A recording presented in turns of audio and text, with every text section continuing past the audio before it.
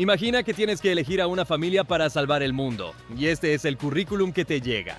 Vender a tu propio hermano como esclavo por celos. Engañar a tu padre ciego en su lecho de muerte para robar una herencia. Mentir, conspirar, huir, y eso es solo el comienzo. Esta no es la sinopsis de la última serie de mafiosos de Netflix. Esta es la familia que Dios elige en el libro del Génesis para cumplir su promesa más importante. Y la pregunta es obvia. ¿Por qué? ¿Por qué confiar el destino del mundo a un grupo de personas tan rotas y disfuncionales? En el video anterior vimos la promesa que Dios le hizo a Abraham. Hoy vamos a ver cómo esa promesa sobrevive al caos de su familia. La historia empieza con nuestro protagonista, Abraham.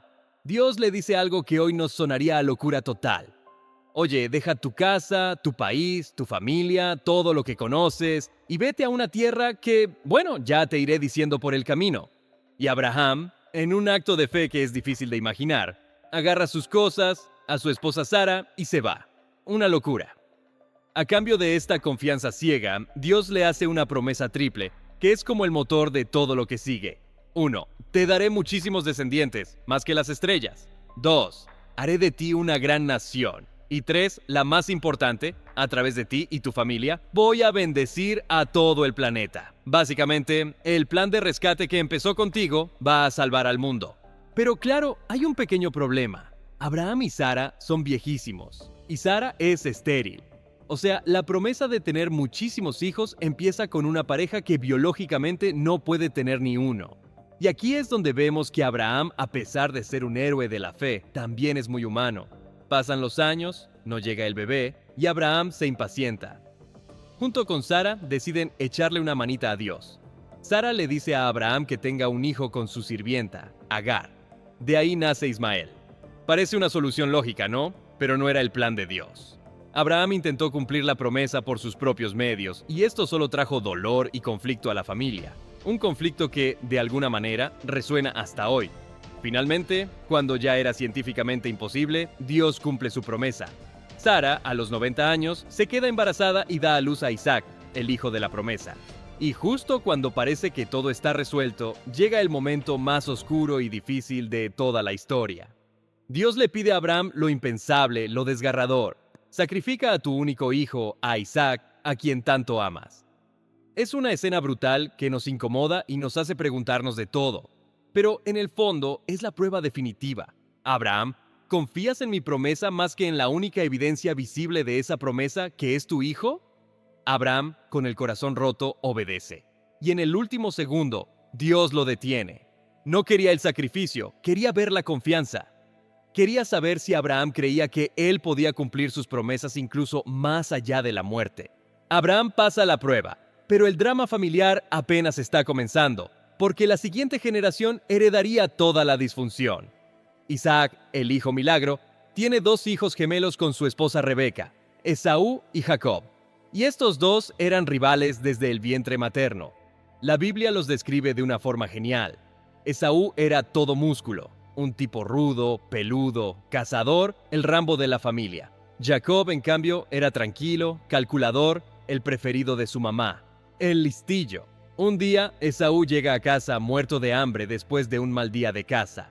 Jacob está cocinando un guiso de lentejas que olía de maravilla. Y Jacob, que es un oportunista de primera, ve su jugada. Le dice a su hermano: te doy un plato si me vendes tus derechos de primogénito. O sea, el derecho a heredar el doble y a ser el líder de la familia. Y Esaú, pensando solo en su estómago, dice: me muero de hambre, ¿de qué me sirve la primogenitura? Y la vende por un plato de lentejas. Pero el drama no acaba ahí.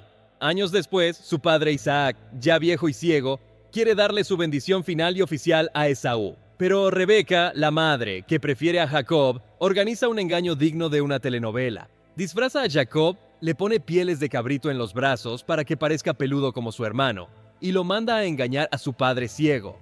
Y funciona. Jacob le roba la bendición a su hermano. Jacob, el estafador, se sale con la suya. Pero ahora tiene que huir. Su hermano Esaú lo quiere matar, y con razón, y va a descubrir que el karma a veces tarda pero llega. Jacob huye a la tierra de sus parientes y por el camino tiene un sueño increíble con una escalera que conecta el cielo y la tierra. Dios se le aparece y le dice: a pesar del lío que has montado, estoy contigo y la promesa que le hice a tu abuelo sigue en pie contigo. Al llegar a su destino, se enamora perdidamente de su prima Raquel. Habla con su tío Labán y acuerdan un trato. Trabajará 7 años para él a cambio de casarse con ella. Jacob, enamorado, trabaja los 7 años que, según la Biblia, le parecieron unos pocos días. Pero en la noche de bodas, Labán lo engaña. Le da a su hija mayor, Lía, en lugar de a Raquel. Y mira, Labán le hace a Jacob la misma jugada de engaño que él le hizo a su padre. El estafador fue estafado. Al final, Jacob termina trabajando otros 7 años más y se casa con las 2 hermanas. Y aquí, la familia explota en una batalla campal de celos y rivalidad. Lía y Raquel compiten por el amor de Jacob a través de los hijos que le dan. Y entre ellas 2 y sus sirvientas, le dan a Jacob 12 hijos varones. Y esta competencia de a ver quién tenía más hijos se convertirá increíblemente en el origen de las 12 tribus de Israel. Y ya que estamos, hagamos un repaso rápido porque esto es súper importante. ¿Quiénes eran estos 12 hijos? Primero, los hijos de Lía, la primera esposa, la que Jacob no quería al principio. Irónicamente, es la que le da los pesos pesados. Entre ellos están Rubén, el mayor, Simeón y luego Leví. Ojo con Leví, porque su tribu no tendrá tierras, sino que serán los sacerdotes, el staff espiritual de Israel. De aquí vienen Moisés y Aarón. Y luego está Judá. Subrayen, pongan en negrita y apunten este nombre, porque de la tribu de Judá vendrá nada menos que el rey David y, según la tradición cristiana, Jesús. La línea real sale de aquí. Luego, para competir, Raquel, al no poder tener hijos, le da a Jacob su sirvienta, Bila, y de ahí nacen Dan y Neftalí. Lía ve la jugada y le da su propia sirvienta, Silpa. Y tienen a Gad y Aser. Finalmente, Dios se acuerda de Raquel, la amada de Jacob, y le da 2 hijos que serán cruciales. El primero es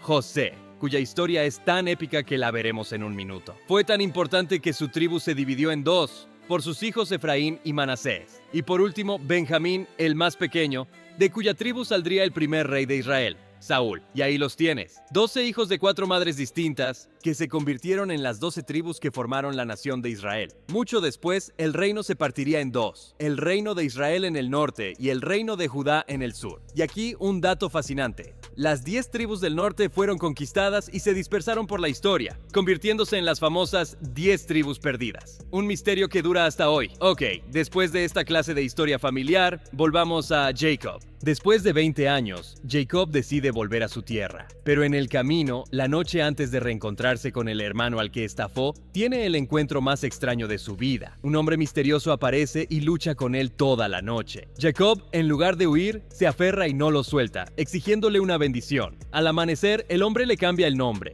Ya no serás Jacob, el engañador. Ahora serás Israel, el que lucha con Dios. Es su transformación. Jacob deja de ser solo un tramposo para convertirse en alguien que se aferra a Dios, que lucha con él y no se rinde. Jacob cambió, pero el veneno de los celos que él mismo fomentó en su casa estaba a punto de explotar de la peor manera posible. Y así llegamos a la última gran historia de Génesis, la de José. José era el hijo favorito de Jacob, el primero que tuvo con Raquel, su amada. Y su padre no lo disimulaba para nada. Le regaló una túnica de colores súper lujosa, un símbolo de su favoritismo. Para colmo, José era un poco arrogante y tenía sueños en los que sus hermanos y hasta sus padres se inclinaban ante él. Obviamente, sus 11 hermanos lo odiaban a muerte.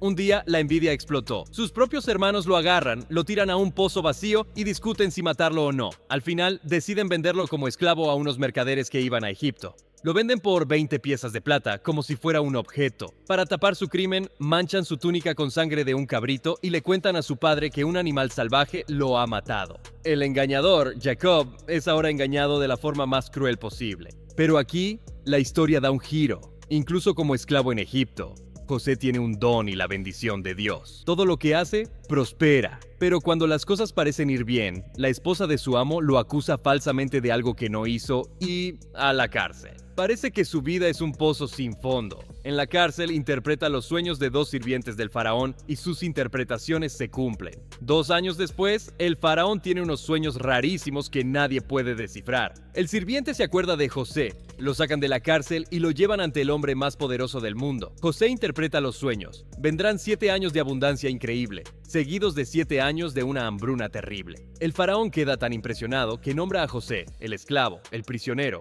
como gobernador de todo Egipto. Le da el poder para gestionar la crisis, y José pasa los siguientes 7 años almacenando grano, preparando al país para la catástrofe. Y la hambruna llega, y no solo a Egipto, sino a toda la región, incluida la tierra de Canaán, donde viven su padre y los hermanos que lo traicionaron. El hambre los obliga a viajar a Egipto a comprar comida. ¿Y con quién tienen que hablar? Con el gobernador, con su hermano José, al que no reconocen en absoluto. José sí los reconoce, y aquí podría vengarse, podría destruirlos, pero en lugar de eso, los somete a una serie de pruebas para ver si han cambiado, si siguen siendo los mismos tipos egoístas que lo vendieron. Y cuando ve que han cambiado, que están dispuestos a sacrificarse unos por otros, José se derrumba. En la escena más emotiva del libro, les revela quién es. Soy José. Mi padre vive todavía. Sus hermanos se quedan helados, aterrados. Piensan que es el fin. Pero entonces, José dice la frase que resume toda la segunda parte de Génesis, la frase que resuelve el misterio. No se preocupen. Es verdad que ustedes planearon todo esto para hacerme daño, pero Dios lo usó y lo transformó para el bien, para poder salvar un montón de vidas. Y ahí está la respuesta. ¿Por qué Dios eligió a esta familia tan caótica? Porque el libro de Génesis nos enseña que el plan de Dios no depende de la perfección de la gente. Nos muestra que Dios es como un maestro de ajedrez que es capaz de usar las peores jugadas de sus oponentes, nuestros peores errores, nuestras traiciones, nuestros engaños, y de alguna manera misteriosa, las integra en su plan para llevar a cabo un bien mayor que nunca podríamos haber imaginado. La historia termina con toda la familia mudándose a Egipto, salvados de la hambruna por el hijo que habían dado por muerto. El libro concluye ahí con la familia de Israel en Egipto, sentando las bases para la siguiente gran historia, el libro del Éxodo. Esta idea de que Dios usa nuestros peores errores para un bien mayor es súper potente, pero también complicada. ¿Qué piensas tú? ¿Te consuela? ¿Te parece difícil de creer? Cuéntame tu experiencia en los comentarios, que me interesa un montón leerlos.